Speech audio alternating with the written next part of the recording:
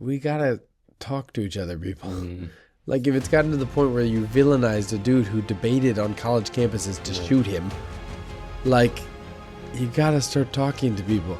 Again, these things kind of put life into perspective, and one of the things is like, hey, what matters? This is the We Who Dad podcast. I'm Robby Bear with my co-host Jeremy Carroll, and we are talking this podcast about the tragedy of the last week and what is it for us as dads to be able to do in this? How can we guide our families? How can we bring hope to our children?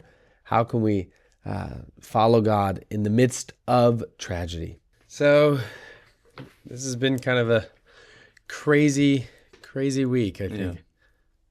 There's it's just, kind of nuts with all the thing with Charlie Kirk and the assassination and everything. And I think that the question that it kind of raised for me is like, do we live in like a Hobbesian world? Like, is the world... So, if you don't know, there was John Locke and Hobbes were around the same time, right? Mm-hmm. And they both kind of had different visions of the world. Locke was that, like, hey, people should be given individual freedom and they can do incredible things and the world will get and become a better place, right? And Hobbes, even though he was in a similar time in England, his was like, hey, it's dark, there's crime everywhere, people are the worst. The only way to keep it in check is totalitarianism, basically, like everything locked in. Yeah. And so I think that, I've always believed in the kind of good, I believe, in the original sin, but I just mean in the goodness of people in a way to make the world possibility of redemption, possibility of a better place and stuff like that. And so it is interesting because for me, the question is, and I don't think totalitarianism is a positive thing at all, know. There are always some positives. Like, the positives are like, okay, you could walk around China or something and you have no fear of someone attacking you or crime, but on the flip side, you might be thrown in prison by the government, for something that you didn't do. But but I think that, like, my question is, like, is the world getting less safe? Because I think that for us as dads, like, our job is, number one, protect our families. Mm-hmm. Do you know what I mean? Like, my job is to make sure that I get to, like, raise awesome kids, that I look after and take care of them, right? Number one job. And so, like, the same thing with, like, you have Charlie Kirk, who is a friend of mine and a good person, and he got shot. And then you have that girl, that Ukrainian refugee who got stabbed on the subway. And the guy said horrible things, terrible ethnic thing, like about removing ethnicities or whatever. And it's like, the question is, like, is the world getting more criminal or not? Because it's hard, because a lot of the research and the evidence is, a lot of the cities, I think their crime has gone down, but the thing is, obviously, that comes from the cities are mostly run by one party, so there's an incentive for them to be able to say there's less crime, know? Yeah, for sure. I don't know. What are you thinking? Is there third-party research on it? Well, right. Well, you said the stats are down. The FBI says that even from 2023 to 22 or 2023 to 2024, there's been even a decrease in like 12% of murder. Wow. Like, across the board. What about this year? I gotta look that up. Okay. You can look it up now. You can look it up while we're checking. I think I have it here, actually. It popped up. Oh, yeah. So, and then even this year, it's down 14.9%, nearly 15%.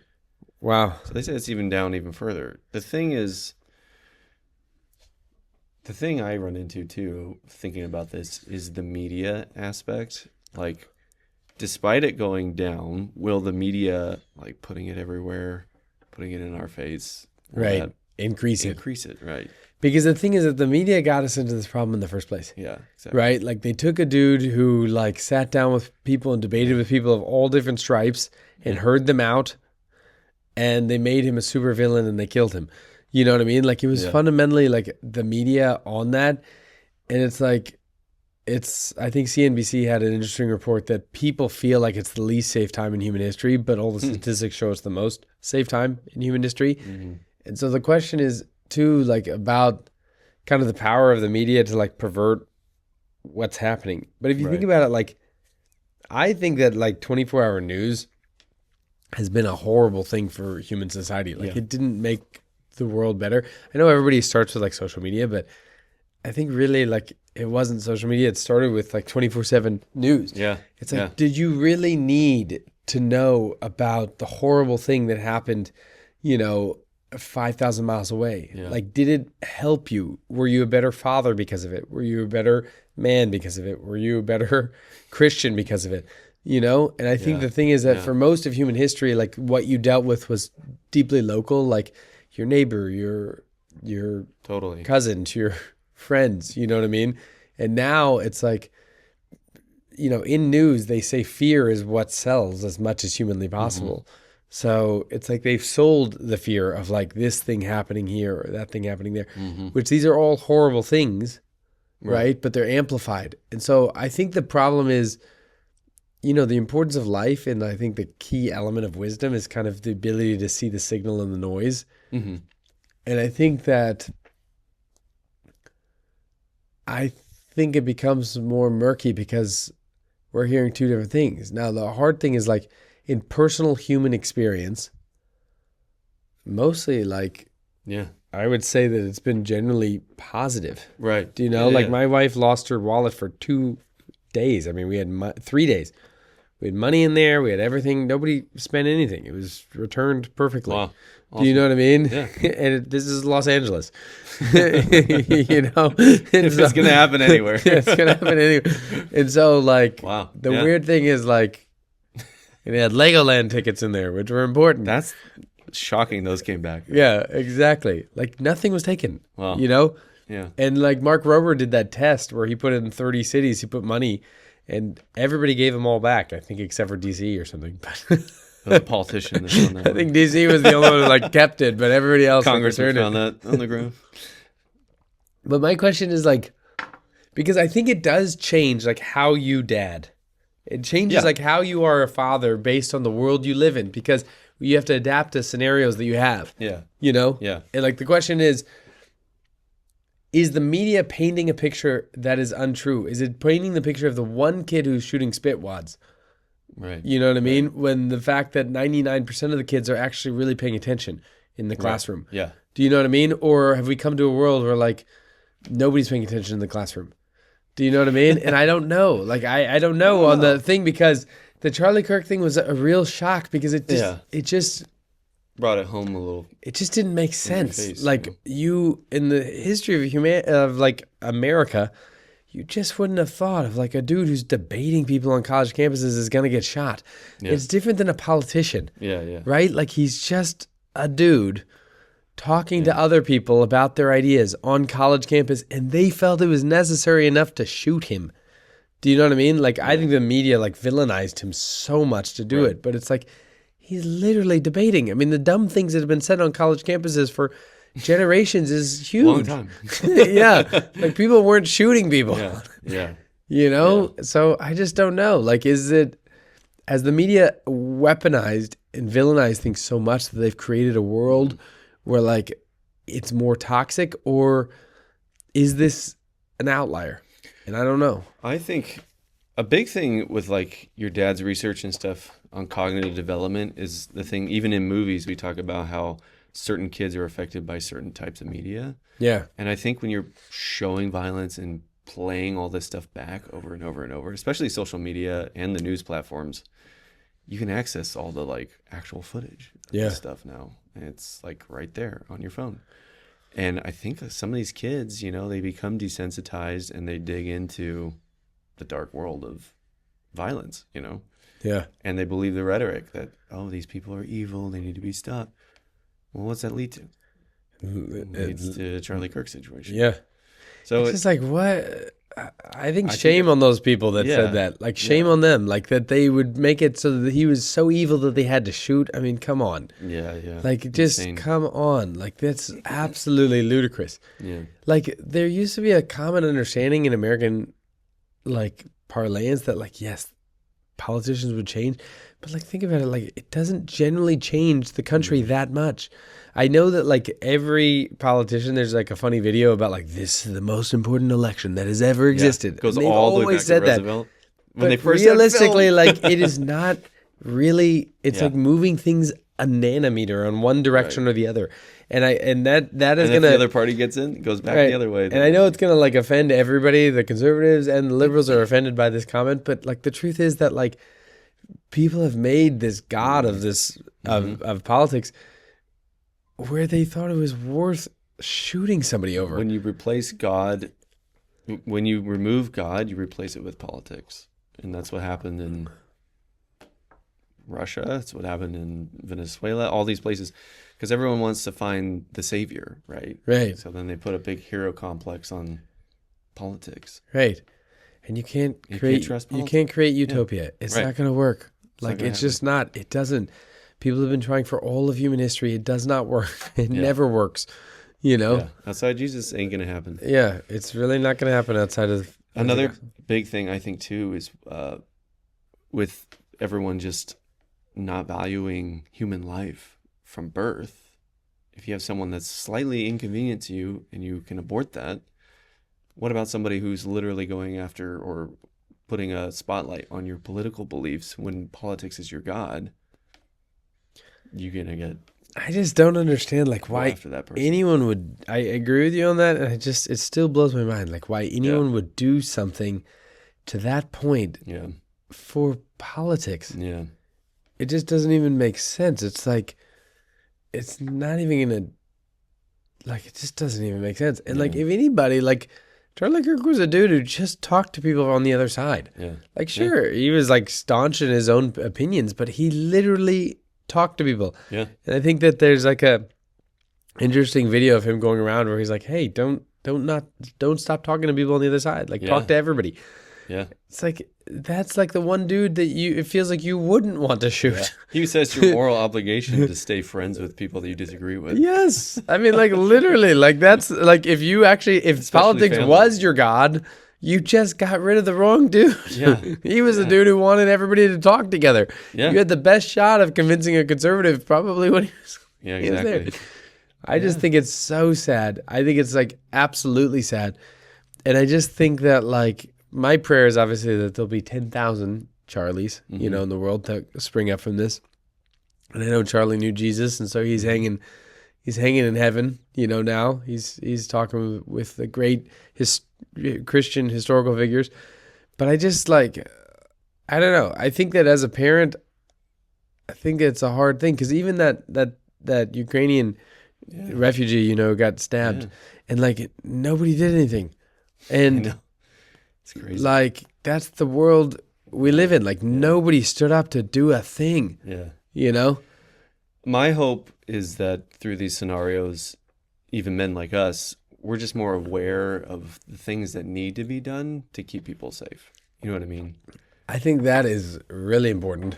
Like, that's always been important for protecting your family, knowing, you know, basic stuff for safety for your family and stuff. Like, don't text and drive. Yeah, that's stupid. Like, Do not now do that, it's please. even more paramount. Like, when you're in a public place, just be aware of like exits or anything like that. Yeah. But it's not like you have to be scared of it. I think The you thing- just got to be diligent. The other thing I think that, like, as a father or whatever, is like, our job is like not to be scared. Right. Like, even if you are scared, like, the job is to, like, suck it up. Like, I was talking to a new father, and he was like, oh, this is so hard with the baby and blah, blah, blah. And I was like, and his wife, you know, it was really hard on his wife. Just wait. And I No. was just like, look, dude, it's your job. Like, suck it up. Yeah. Like, tell your wife how great it is. Like, it's your job. Like, you have to set the standard on that, you know? And I think that that's the same thing. Like, your kids follow what you do. And so like it's your job to bring joy to that family. Right. You know what I mean? Like it's your job to make it so that your kids are not freaked out. You know, like one of my favorite movies is Life is Beautiful. And I just love it that dad, like to the end, like he brought joy to his son. Like he didn't let his son break in the hardest of darknesses. And like if you think about the fact that like what we face is so much smaller than what that dude faced in Life is Beautiful, which is a beautiful one of my favorite movies. Father movies of all time, you know? And it's like that's our job. Like suck it up. Like we have to present something of joy to our kids because they internalize it and we are shaping them in that little phase. But I do think that like as a dad, like I've lived all over the world and I've traveled all over the world.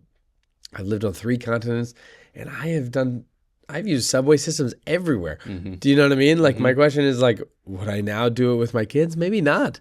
Do you know what I mean? Like maybe now I would not do it as much. You know what I mean? Like I don't know. It's just like we're going on a trip to a city and like I decided to rent a car. When usually I would have just taken public transit everywhere because to be honest, public transit isn't the easiest thing with 4 kids. Yeah, it is. You're right. But I've done it in many places and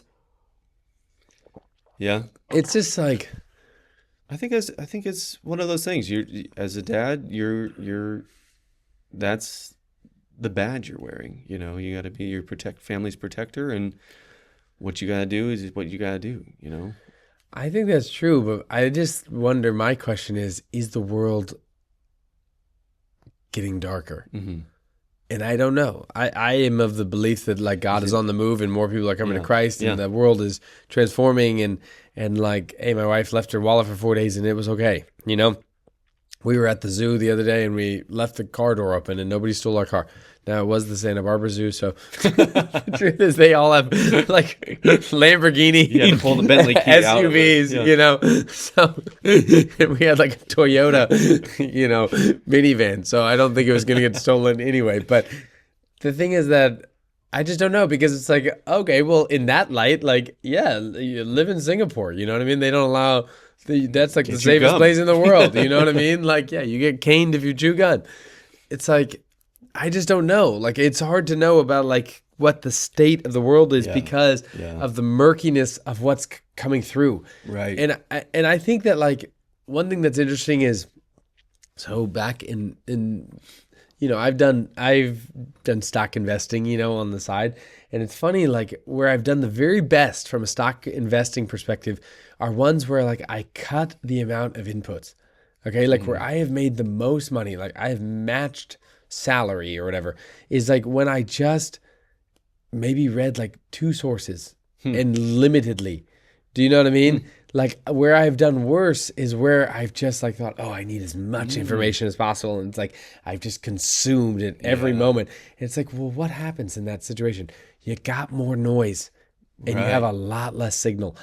And I think the problem with like, again, circling back to, I think 24-hour news is not great, is like, that's the problem. You have too much noise in there. And so it's really hard for you as the dad who's leading your family to be able to think through all of the signal that's coming in. And it's like, which one of these is right? Do you know what I mean? Like what is right? And like, obviously don't be an idiot. Like, you know that if there's certain places in the world, like think twice. Like there's a situation I read about this guy who was doing really well in India and he bought like a gold shirt and then he got like stabbed like a week later. Like if you're wearing a gold shirt in like the slums of India, don't buy a gold shirt. Folks. It's not gonna like that's not wisdom. That's like not wisdom. Common sense and wisdom in that. I think it's important as a dad. You signed up for this to protect your kids. Be healthy. Yeah.